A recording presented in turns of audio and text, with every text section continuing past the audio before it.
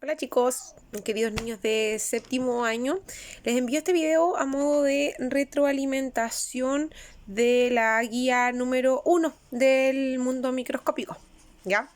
La idea es que podamos ir evaluando lo que hemos ido trabajando y que ustedes, así como ustedes fueron gestores de su propio aprendizaje, también ustedes sean quienes revisen, ¿no es cierto?, si lo que están haciendo está correcto y si vamos por buen camino.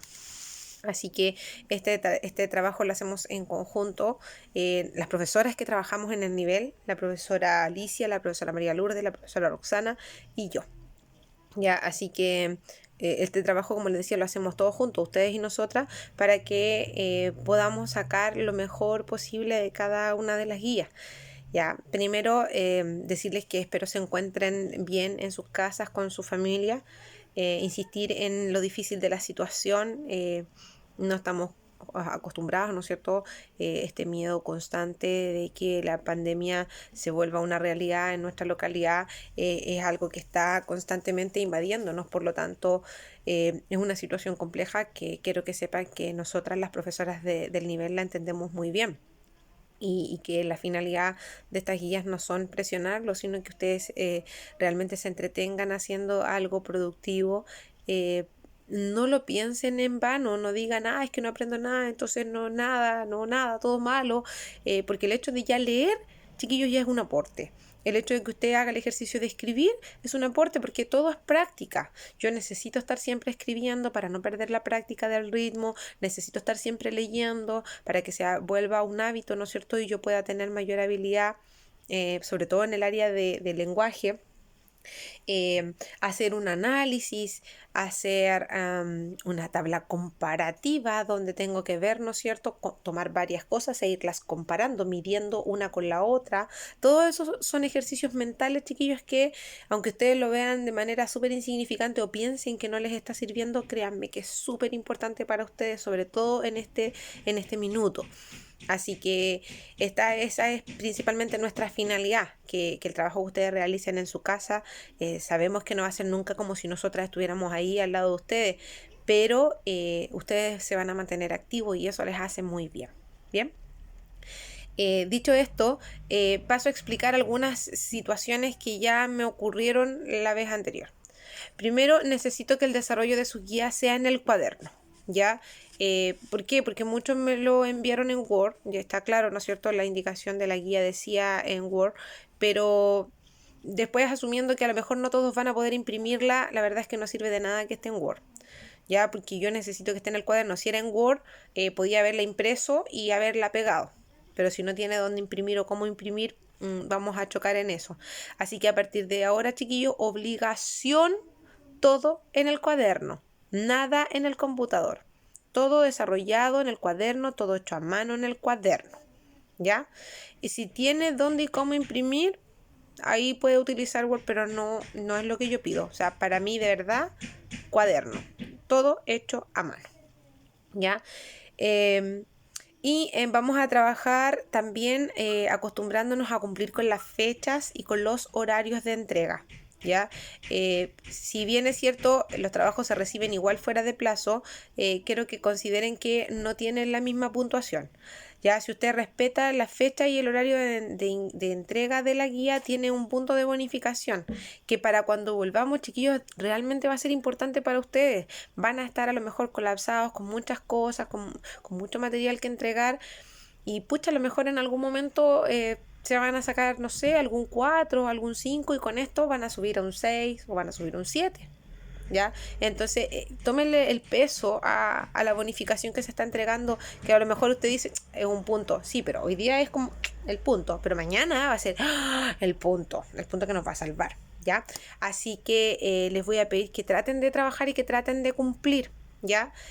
La fecha de entrega, ya, hoy día yo entrego este material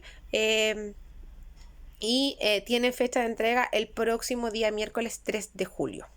Ya, por lo tanto, es una semana que ustedes tienen para hacer la actividad que yo les voy a solicitar, ¿no es cierto? En su cuaderno, insisto, todo en el cuaderno. Y, hasta la hora de entrega es hasta las 6 de la tarde, que es el horario laboral que tenemos todas las profesoras y yo. ¿Ya? Hasta ahí tenemos tope. Después de esa fecha, tienen solamente medio punto. Pero, ojo con esto, ¿ya? Si usted tiene algún problema con el internet, si no puede enviar las fotografías o si tuvo algún problema familiar importante, tiene varias opciones de comunicarlo con tiempo, no después, antes del día miércoles o hasta el día miércoles, directamente con su profesor jefe. Le comunica a él y le pide por favor que se comunique conmigo y yo no tengo ningún problema. Vemos, dependiendo de la situación o del conflicto, qué solución le damos, pero lo acordamos entre nosotros. Se puede comunicar con la profesora Roxana, con la profesora María Lourdes o con la profesora Alicia. Si a lo mejor tiene alguna cercanía o algún contacto directo con ella, lo puede hacer sin ningún problema. Ellas igual me van a avisar a mí. Y vamos a llegar, insisto, a un consenso en la fecha de entrega si es que es necesario. Y lo pueden hacer directamente conmigo. Para eso tienen mi mail. Pero si les cuesta trabajar desde el mail, si les complica y es muy necesario, consíganse mi número de teléfono, ya personal. No es lo más indicado porque si no yo me colapso con llamadas, pero respetando, ¿no es cierto?, la situación y que realmente es una situación que amerita una conversación, pueden a lo mejor llamarme por teléfono con su apoderado de respaldo, ya, porque yo necesito la versión del apoderado y lo conversamos, ya. Pero insisto, las justificaciones son hasta ese día, ¿ya? Si me habla de, no sé, el día lunes de la semana siguiente y ahí me dice una tremenda historia de algo que pasó, pucha, no me sirve porque la fecha de entrega era hasta el día miércoles y no me dijo nada hasta esa fecha. ¿Ya? Aprendamos a ser responsables también, chiquillos, aprendamos a informar a su debido tiempo las cosas que suceden. A todos nos pueden pasar cosas, pero hay que informarlas, ¿ya? Así que, sin justificativo, hasta el día miércoles a las 6 de la tarde se reciben los trabajos con un punto de bonificación. Sin justificativo, después de esa fecha es solo medio punto, ¿ya? Si hubiera una situación particular, insisto, es particular, cada caso se evalúa, se conversa y se llega a un consenso, ¿ya? Eso. Dicho eso, entonces vamos a pasar a revisar el desarrollo de la guía, sin antes decir que este maravilloso mundo microscópico, yo digo maravilloso porque realmente es es una puerta a lo desconocido, es como entrar a Alicia en el País de las Maravillas. Aquí todo puede pasar, cada célula, chiquillo, es una forma fascinante de trabajar. Cada uno de los seres vivos que están formados por una célula o por muchas células esconde un funcionamiento muy mágico, todo está conectado para que esa célula funcione. Y si esa célula funciona, entonces el organismo funciona. Cuando yo me siento mal, cuando a mí me duele algo, cuando yo tengo un poco de temperatura, cuando me da escalofrío, mis células de mi cuerpo me están indicando que hay otras células que están funcionando mal. Y esas células que están funcionando mal necesitan algo de mí. ¿Ya? Porque están funcionando mal porque a lo mejor no les estoy entregando los nutrientes necesarios, porque a lo mejor tienen un desgaste, porque a lo mejor, ¿no es cierto?, hay una masa de células que no corresponde, que van a ser, por ejemplo, un tumor, un coágulo, etc. Entonces, todo esto, chiquillos, es de verdad que es fascinante porque las células se pueden comunicar entre ellas sin hablar, no es una comunicación como la que tenemos nosotros, ya ellas se comunican vía señales. ¿Ya? Es más fascinante aún porque existen organismos súper chiquititos, tan diminutos que yo ni siquiera los puedo ver y que son organismos vivos y que están formados por una sola célula. Por ejemplo, los protozoos, por ejemplo, las bacterias, ¿no es cierto? Los hongos pueden ser solo una célula y esa célula en nuestro organismo nos puede llegar incluso a causar la muerte. O por otro lado, esa célula tan pequeñita nos puede facilitar la vida, nos puede permitir vivir bien, de buena manera, ¿ya? Las células o el mundo microscópico de las células nos puede beneficiar, así como también nos puede perjudicar, ¿ya? Así que bienvenidos a este mundo microscópico que es tan fascinante. Y es lo que se muestra en la página 106 de su texto, con lo cual, ¿no es cierto?, comenzamos el desarrollo de la guía. ¿Cómo vamos a hacer este trabajo? Lo vamos a hacer de la siguiente manera. Hubo personas que me enviaron el desarrollo de su guía, ¿no es cierto?, a mi mail. Estas personas son Caterina Redondo, Vicente Cepeda, Constanza Dupoy, Alejandra González, Denise Marchand, Amalia Martínez, Sofía Pavés, René Rebeco, Fernanda Silva, Sebastián Velázquez, Matías Vergara y Martina Vidal. Todas aquellas personas que me enviaron el desarrollo de su guía van a ir viendo este video más el material adicional que les vamos a enviar y van a ir viendo si sus respuestas están correctas y le vamos a poner un tic con un color distinto que se vea, ya, si es necesario un destacador, pero que se vea el tic grande, ¿no es cierto?, de que su respuesta está correcta.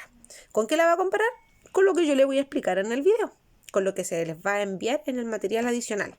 Entonces usted va a leer su respuesta y se va a fijar si corresponde o no a lo que está diciendo la profesora o las profesoras a través del material adicional y usted, ¿no es cierto?, si lo encuentra correcto, le pone un ticket. Puede ser que a lo mejor su respuesta esté correcta, pero que le falte algo. A eso le vamos a llamar respuesta incompleta. Y en ese caso vamos a hacer un ticket, ¿no es cierto?, y le vamos a poner un palito a la mitad indicando que está incompleto. No está malo, pero le falta información. ¿Qué vamos a hacer en este caso? Con un lápiz de otro color, si es que tengo espacio, completo lo que me falta. Si no me alcanza el espacio, me voy al final del desarrollo de mi guía y con un lápiz de color, ¿no es cierto?, pongo el número, pongo respuesta incompleta y abajo escribo todo lo que me faltó. Solo lo que me faltó, no es necesario que escriba todo de nuevo, ¿ya?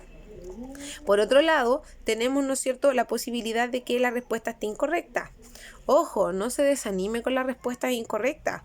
Que yo me dé cuenta que mi respuesta está incorrecta me significa un aprendizaje mucho mayor porque estoy aprendiendo a través de un error cometido. Y eso queda siempre acá. Ya es un aprendizaje incluso más importante, chiquillos. Así que mucho cuidado, no se me vaya a desanimar porque se equivocó en una respuesta. Basta con que le ponga con un lápiz de color grande, ¿no es cierto?, una cruz porque está incorrecta, pero me voy al final de la hoja y pongo el número de la pregunta en color, pongo respuesta incorrecta y ahora sí escribo la respuesta que corresponde.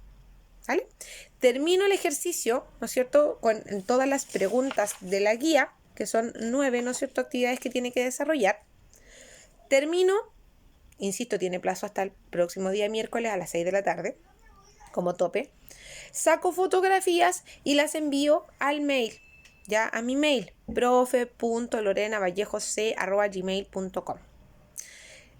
Si no quiero y puedo utilizar la plataforma de Alexia, entonces subo las fotografías, ¿no es cierto?, a la plataforma de Alexia. Si no tengo opción, si algo me pasó con el correo, no sé, alguna cosa, y necesita enviarla vía WhatsApp, bueno, se consigue entonces el teléfono o se lo envía directamente al WhatsApp de su profesor y le pide que me lo envíe a mí, no hay problema, también lo podemos recibir así. Lo importante es que lo tenga y que el trabajo esté desarrollado en su cuaderno, ¿ya? Eso para las personas que mencioné. ¿Qué pasa con las personas que no me enviaron la guía anterior? Ningún problema, ¿ya? Podemos en esta, vamos que se puede, vamos trabajando, nos sumamos. Vamos a poner el título de la unidad de arriba, que es mundo microscópico. Mundo microscópico. Ponemos el nombre de la guía, que es cómo nos relacionamos con los microorganismos. Escribimos el objetivo de la guía, que está, ¿no es cierto?, en la guía que yo envié la vez anterior, ¿no es cierto?, que se la pueden pedir a su profesor jefe. O me la pueden pedir directamente a mí, no tengo problema, o a las profesoras que también las tienen, ningún problema, se las reenviamos. Y me pone el número de la pregunta, escribe la pregunta en su cuaderno y hace el ejercicio de escribir el desarrollo también en su cuaderno. Cuando termine las 9 actividades, les saca las fotografías y me las envía. Obviamente en esta pasada no debiéramos tener errores porque las respuestas las van a tener a través de este video y las van a tener también a través del material anexo que les vamos a entregar, ¿ya? Así que para aquellos que me la enviaron la guía con tiempo, ¿no es cierto?, en la fecha que correspondía, tenemos que solamente corregir con ticket o cruz, ¿no es cierto?, y completar lo que nos falta o lo que esté erróneo. Y las personas que no lo hicieron, bueno, esta es la oportunidad de hacerlo ya teniendo las respuestas en este video. ¿vale? Así que la invitación es a trabajar para todos, ¿no es cierto? A seguir juntando puntitos que créanme que les van a pasar la cuenta después, les van a servir muchísimo, chiquillos, ¿ya? Así que eso, vamos respondiendo entonces. Página 106 de su texto, aparece, ¿no es cierto?, una niña mirando a través de un microscopio y hacia arriba se proyecta, ¿no es cierto?, la imagen de lo que ella ve. Así que les voy a pedir que abran su texto y que se vayan a esta imagen. Y, ¿no es cierto?, se indica que lo que está viendo la niña son células de una capa superficial de la cebolla que se observa en microscopio óptico. O sea, lo que el dibujo que aparece ahí en ese círculo es lo que la niña está viendo en el microscopio. Las preguntas son: ¿cómo describirías estas células? La descripción, chiquillos, tiene que ver con la observación, ¿ya? ¿Qué es lo que yo veo? Descripción. ¿Cómo las describirías? Como células alargadas, que están pegadas una al lado de la otra, que tienen un puntito que se ve como de color morado, que es central y que por lo tanto tiene que cumplir una función importante dentro de la célula, ¿no es cierto? Si se destaca es porque debe ser importante. Si se fijan, tiene una pared que la rodea y que es bastante gruesa y que si incluso la miran en detalle se ve claramente que es doble. Hay dos capas que la rodean. Eso es la descripción de lo que se ve. No es más. ¿Ya? ¿Observaríamos lo mismo con una lupa? No, la verdad es que no, porque la lupa tiene mucho menos resolución óptica, es decir, se ve mucho menos ampliada la imagen y por lo tanto a lo mejor podríamos ver que las células están, que son medio alargadas y que están pegadas una al lado de la otra. No podríamos ver esto que les digo yo de la doble capa que la rodea y de este puntito que está en el medio. Eso no lo podríamos distinguir con una lupa. ¿Serán iguales las células de tu cuerpo? ¡Tararán! No. ¿Ya? Las células de nuestro cuerpo son muchísimas y todas son diferentes. Es más, son diferentes entre ellas. Por lo tanto, son muy diferentes a las células vegetales. ¿Ya? Yo soy un animal como organismo propiamente tal. Entonces, las células de los animales, que somos nosotros y cualquier otro animal, son muy distintas a las células vegetales, que son las que forman, ¿no es cierto?, el reino de los vegetales. ¿Ya? Son distintas en cuanto a su forma, porque su función es distinta. Pero dentro de los organismos vegetales y dentro de los organismos animales, también estamos formados por muchas células que también son todas distintas. Cada célula, ¿no es cierto?, es distinta porque cumple una función específica y requiere una forma, ¿no es cierto?, debido a su función. Por lo tanto, ¿no es cierto?, ¿son iguales? No, no debieran ser iguales porque cada una depende de la función que ésta vaya a cumplir. Finalmente, ante la pregunta de ¿por qué considera usted que la célula es la unidad básica de todos los seres vivos? Chiquillos, todo organismo vivo, sin excepción, está formado por células. Para ser considerado como un organismo vivo, el requisito es que esté formado por células, porque la célula es la unidad, es lo más pequeñito que forma parte de un ser vivo, es lo más básico, lo más simple para que yo sea considerado un organismo vivo. De ahí en adelante, ¿no es cierto?, si tengo células y mis células funcionan bien, entonces voy a ser un organismo vivo. ¿Ya? Por lo tanto, ¿no es cierto? ¿Por qué considera usted que la célula es la unidad básica de todo ser vivo? Porque la célula forma todos los organismos vivos. Es el requisito mínimo que se necesita para que un organismo sea considerado como algo vivo. Si no tiene células, entonces no podemos decir que es un organismo vivo. ¿Vale? 2. De la misma página, diferencia entre un organismo unicelular y un organismo pluricelular. Un organismo unicelular, tal cual como se plantea en su texto, es aquel organismo vivo que está formado por una sola célula.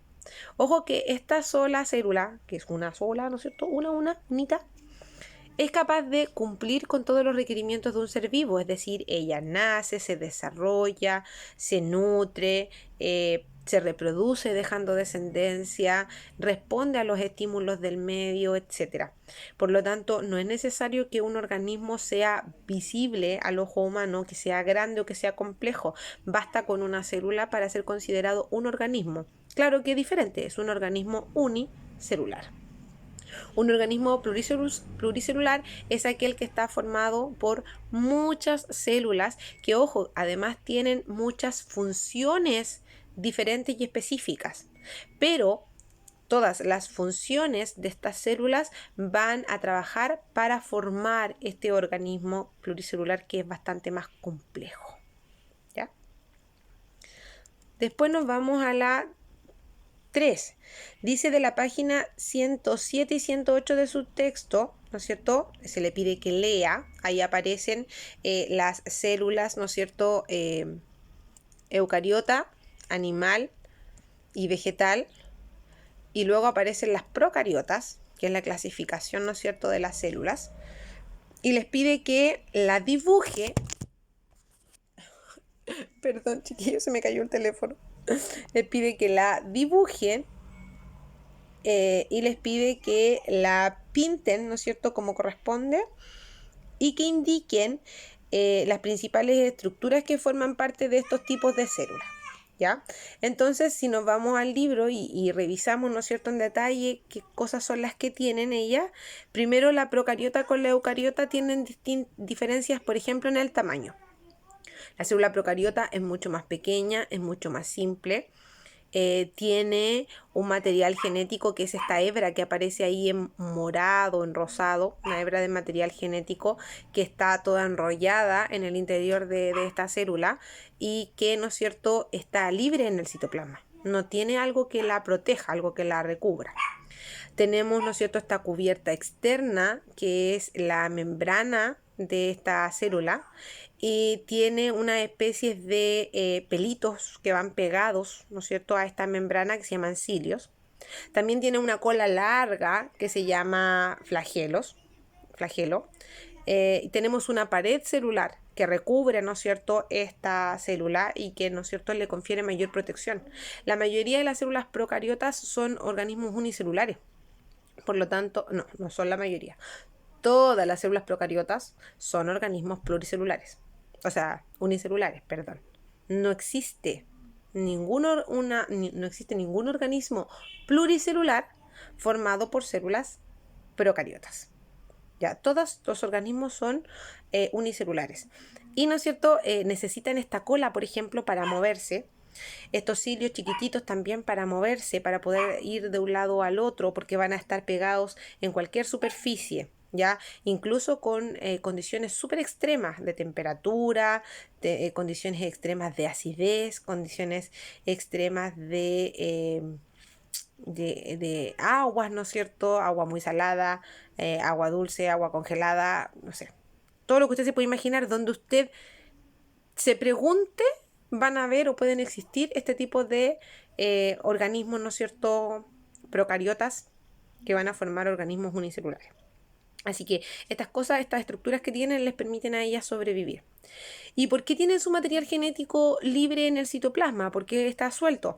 Porque de esa forma pueden captar mejor los estímulos provenientes del medio y se adaptan muy rápido a las condiciones del medio, a lo que está ocurriendo. Por lo tanto, este tipo de organismos va a mutar con mucha facilidad. Y eso va a hacer que, ¿no es cierto?, ellos puedan ir sobreviviendo a lo largo del tiempo. De hecho, las células procariotas son la primera organización viva sobre la faz de la Tierra.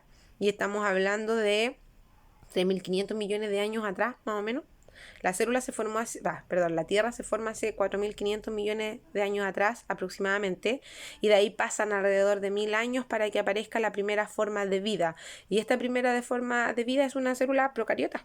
¿Ya? Y han logrado sobrevivir como un gran reino a lo largo de todos estos años. Pero obviamente han tenido que evolucionar, han tenido que adaptarse al medio que les rodea.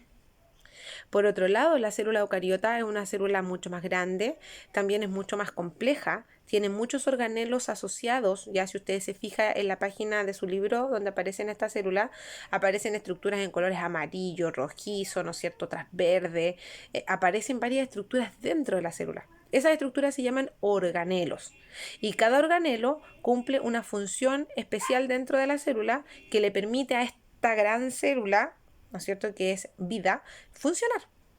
¿Ya? Por lo tanto, dependiendo de los organelos que ésta tenga, es la característica o es la función que va a desarrollar.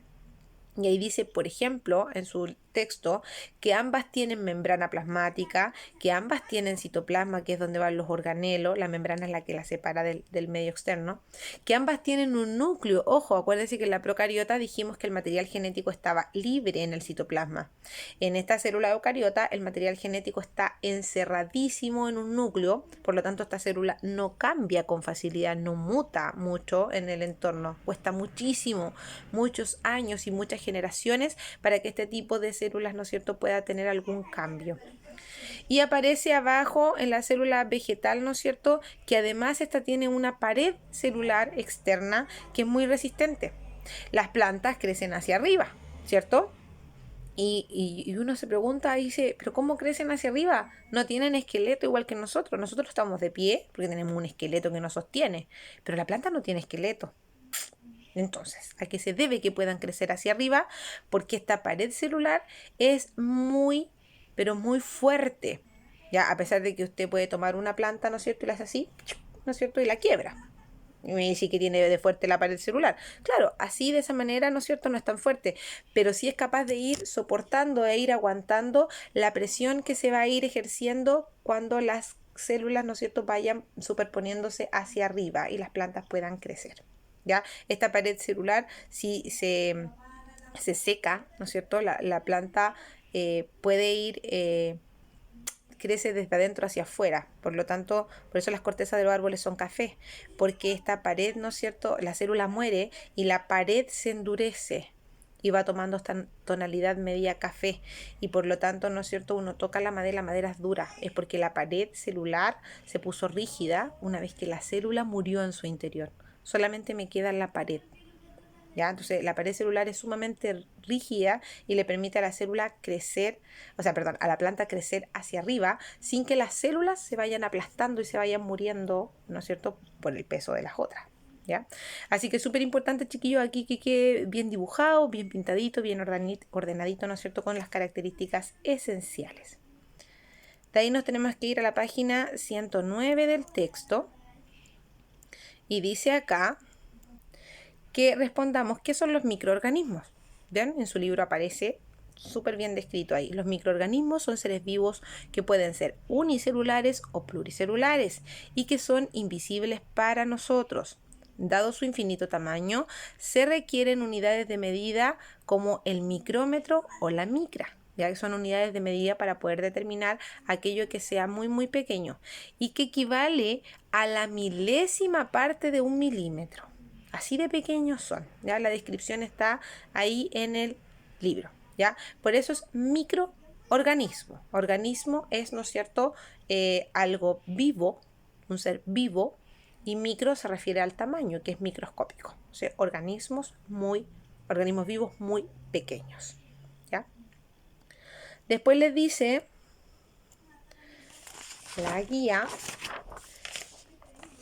que elabore una tabla comparativa entre las bacterias, los hongos y los protozoos, indicando al menos el hábitat, la nutrición y la reproducción. Bueno, tenemos, ¿no es cierto?, acá les hice yo una especie de tablita donde aparece el tipo de microorganismo y acá usted puede poner bacteria, hongo, protozoo. Y hacia el lado va a poner arriba su hábitat, su nutrición y su reproducción. Entonces me va a indicar del primero, las bacterias, cuál es su hábitat, cuál es su nutrición y cuál es su reproducción, y lo mismo hace después con el hongo y después con el protozoo. Esto, chiquillos, es lo que se conoce como tabla comparativa, donde yo puedo anotar, ¿no es cierto?, ordenadamente algunos datos, y al mirarlo me queda súper claro que los tres son un mismo grupo. Se llama microorganismo, que comparten ciertas características, ¿no es cierto?, en cuanto a la condición de vida, que tiene que ver con su hábitat, con su nutrición y su reproducción, pero que en el fondo son diferentes entre ellos. Y, ¿no es cierto?, acá yo pongo esas características que le hacen ser tan especiales. Esto es una tabla comparativa. Después dice que tiene que leer la página 114 y 115 de su texto. y me dice, explique con sus palabras las características generales de los virus. Bien, primero indicar, chiquillos, que un virus no es considerado un organismo vivo. Partamos de esa base, ¿ya? ¿Por qué no es considerado un organismo vivo? Porque el organismo vivo siempre está vivo, desde que nace, hasta que completa su ciclo y se muere. En cambio, el virus pasa por etapas, ¿ya? Una etapa de latencia en la cual no está activo y que no hace nada, pero cuando encuentra un hospedador, en este caso una célula a la cual pueda ingresar, ahí se activa y va a cumplir un proceso llamado ciclo viral, en el cual tampoco se cumplen todas las funciones de un ser vivo. Por lo tanto, si bien es cierto, cuando el virus está activo, toma características, no todas, algunas características de los organismos vivos, no se comporta igual que un organismo vivo, ¿ya? No nace. Por lo tanto, un virus no muere. Cuando yo me contamino con una enfermedad producto de un virus, el virus nunca más muere. ¿Ya? Se va a quedar a lo mejor a vivir toda mi vida en el organismo mío. Ahí conmigo me va a acompañar. Lo que sí yo voy a aprender, ¿no es cierto? O mi sistema inmune va a aprender a vivir con él y a impedir que éste se siga multiplicando. Pero es muy difícil que un virus se vaya de un organismo cuando ya ingresó. Por eso son tan complicados los virus. ¿Ya? Como no nace, no muere. ¿Ya? Así que no lo puedo matar, lo puedo tratar, que es muy diferente, ¿ya? No tiene todas las características de los seres vivos. Nosotros necesitamos adaptarnos al medio para poder cambiar. Ellos cambian rápidamente dependiendo de las condiciones del hospedador. Por lo tanto, por ejemplo, si yo tengo un virus y me tomo un medicamento que no me indicó un médico, me lo tomé yo porque a mí se me ocurrió porque el vecino le dijo el amigo que tenía un primo que tomó el mismo remedio y lo hizo bien, entonces yo fui, me lo compré y me lo tomé. Al virus no le hizo nada y además él cambió tan rápido con este medicamento que ahora cuando yo tomé un medicamento relativamente parecido a él o un poco más fuerte, no le va a hacer nada. Por lo tanto, mi enfermedad, en vez de disminuir, se va a volver cada vez más compleja, ¿ya? ¿Qué estructuras tienen? Tienen una cápside, que es una estructura externa que le rodea y que lo protege. ¿Ya? No solamente tiene una membrana, sino que además tiene una estructura, ¿no es cierto?, que va por afuera y que nos impide llegar y entrar en el virus. ¿Ya? Por ejemplo, pensemos en el caso del COVID-19. ¿Por qué dice todo el mundo que hay que lavarse las manos a cada rato? Porque una de las formas de romper la cápside del virus es a través del jabón. Porque el jabón emulsiona esta pared, ¿no es cierto?, la grasa de esta pared y la termina rompiendo. Y por lo tanto, al romper la pared, yo tengo acceso, ¿no es cierto?, a ingresar al virus hacia el interior y una vez que ingreso, ¿no es cierto?, el virus no logra activarse nunca. No es que lo mate, solo lo voy a desactivar. No tengo ninguna posibilidad de que ingrese a mi organismo activo. Hay otros virus que les hace mal la temperatura, hay otros virus que les hace mal la acidez. Cada virus, ¿no es cierto?, tiene su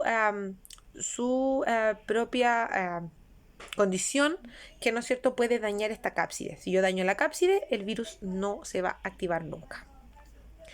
Tiene un material genético, ¿ya? Ojo que este material genético puede ser de dos tipos, ¿ya? Hay un material genético que es ADN y otro que es ARN. Yo sé que a lo mejor suena un poquito complejo en este minuto, ¿ya? Pero el tipo de material genético tiene que ver con la complejidad del organismo, ¿ya? Un virus que tenga ADN es mucho más fácil de descifrar, por lo menos para nosotros, a los humanos, para el mundo de la ciencia en general. Un virus que tenga ARN es muy fácil que cambie y es mucho más rápido. Y por lo tanto, mientras yo estoy intentando descubrir cómo se porta este virus ya cambió y ahora se comporta de otra manera. Ya, entonces, los organismos generalmente cuando son de ARN, los virus son más complejos. Lo mismo que pasa con el COVID-19, ya que tiene ARN en su información genética.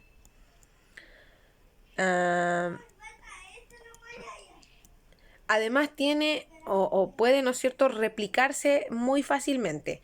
Y aparece ahí, ¿no es cierto?, en su libro, en la página 115, la replicación de un virus, donde, ¿no es cierto?, este puede unirse a una célula hospedadora, que puede ser cualquiera, ya el virus se puede adherir a cualquiera de nuestras células.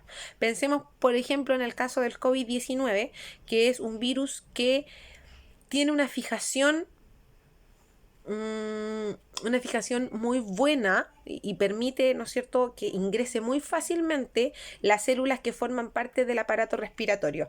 Es decir, todas las células que forman parte desde el interior de mi nariz, desde el interior de mis ojos, desde el interior de mi boca, porque todos estos orificios convergen hacia atrás en un punto que va hacia los pulmones. Por eso son vías de acceso a las vías respiratorias. Incluso los oídos, ojo, también es una forma que pueden ellos ingresar. Entonces, hacia adentro, las células que forman parte de este sistema respiratorio, ¿no es cierto?, tienen una forma especial, sus células, tienen una característica especial. Y estos virus pueden anclarse directamente con este tipo de células y las transforman en su hospedadora. Una vez que se anclan a ellas, pueden introducir su material genético y ese material genético se va a mezclar con el de la célula hospedadora. Entonces ahora la célula mía no tiene solamente mi material genético, sino que ahora tiene mi material genético mezclado con el material genético del virus, que no es mío, es ajeno, ¿ya? Una vez que ya se mezcló, va a hacer que mi célula, se equivoque al replicarse, al multiplicarse. Y en vez de multiplicarse ella, empieza a multiplicar virus. Entonces ahora yo voy a formar muchos virus en el interior de la célula. Tanto así que la célula se va a empezar a llenar de virus hasta que va a llegar un momento en el cual esta célula se va a reventar y en el momento que se reviente va a liberar a todos los virus, ¿no es cierto?, hacia el exterior del organismo. Y por lo tanto ahora yo ya no tengo una célula, o sea, un virus que ingresó a una célula hospedadora, sino que ahora tengo cientos de virus y ya dentro de mi organismo, donde es mucho más fácil encontrar una célula hospedadora. Por eso, cuando yo me enfermo con una enfermedad, valga la redundancia, relacionada con un virus, es muy rápido el avance y yo empiezo a desarrollar síntomas que se vuelven cada vez más graves y en muy poco tiempo, ¿ya? Después dice página 118 y 19 de su texto y explique los efectos positivos de los microorganismos en la salud. Bueno, los microorganismos, chiquillos, no solamente van a causar enfermedades, sino que muchas veces nos van a proteger de ciertas enfermedades y nos van a ayudar en nuestra nutrición y en nuestro desarrollo. Así, por ejemplo, tenemos a los probióticos, que son microorganismos que van a ayudarnos a desarrollar un equilibrio microbiano, es decir, que nos van a ayudar al correcto funcionamiento de nuestro organismo y a combatir organismos que provengan desde afuera, ¿no es cierto?, o microorganismos que provengan desde afuera. Yo los voy a poder captar más rápidamente a través de mi flora, ¿no es cierto?, microbiana, y voy a poder combatirlos. Entonces, este tipo de microorganismos me ayudan a que yo sea capaz de darme cuenta que hay un microorganismo extraño que quiere ingresar a mi cuerpo y que lo tengo que combatir rápidamente para poder eliminarlo, ¿ya?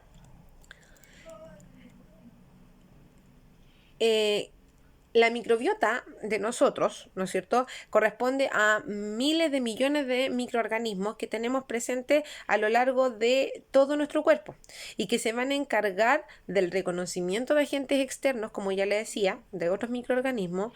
Además producen vitaminas, ¿ya? Nos ayudan a la digestión, ¿ya? Para que yo pueda eliminar, por ejemplo, más rápido los desechos que tengo en mi cuerpo, porque los desechos que se eliminan se tienen que eliminar porque son tóxicos para mi cuerpo.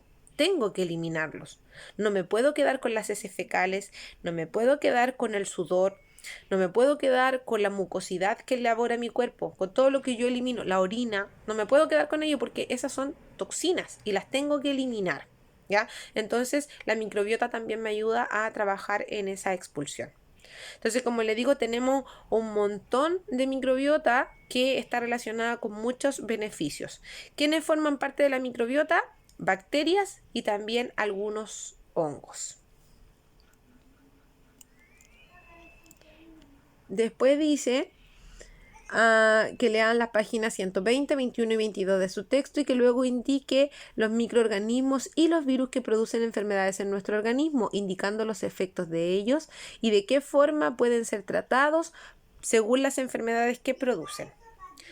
Bueno, así como tenemos microorganismos que nos favorecen, hay otros que no nos favorecen. Y tenemos un montón de bacterias, por ejemplo, que nos causan enfermedades. Tenemos un montón de hongos que nos causan enfermedades. Aquí aparece, por ejemplo, el hongo que aparece ahí en el pie de atleta, ya que es un hongo que se va a formar a causa de la humedad en los pies y que empieza a carcomer la piel y genera grietas. Tenemos algunos virus también, ¿no es cierto?, que pueden ingresar a nuestro cuerpo y se adhieren y acuérdense que se quedan ahí pegados en nosotros porque no los podemos matar, solo los podemos tratar y que nos van a generar una serie de enfermedades, ya sobre todo las relacionadas con la parte respiratoria, pero también tenemos otros que, ¿no es cierto?, se van a desarrollar a nivel del cuerpo y ahí aparece como ejemplo la varicela. También tenemos bacterias, como les decía. Las bacterias generalmente o atacan nuestro sistema digestivo o atacan nuestro sistema respiratorio. Esas son la mayor cantidad de bacterias patógenas que tenemos. O sea, existen otras, pero estas son las que se llevan el mayor número. Y, ¿no es cierto?, las toxinas que ellas liberan van a ir envenenando nuestras células y las van a hacer funcionar de mala manera y por lo tanto nos vamos a enfermar. Ahí aparece también otro ejemplo como la tuberculosis en su libro. Y también tenemos protozoos que también pueden afectar, ¿no es cierto? Ay, perdón, que el teléfono se me cae. Está mal, lo tengo cargando y se me va hacia el lado. También tenemos los protozoos que infectan, ¿no es cierto?, también algunas células y que, ¿no es cierto?, pueden transmitirse principalmente de persona a persona, que son un vector de contagio súper importante. En el caso de los protozoos tenemos la taxoplasmosis, por ejemplo, que es una enfermedad provocada por protozoos que se transmiten desde el gato hacia nosotros, ¿ya?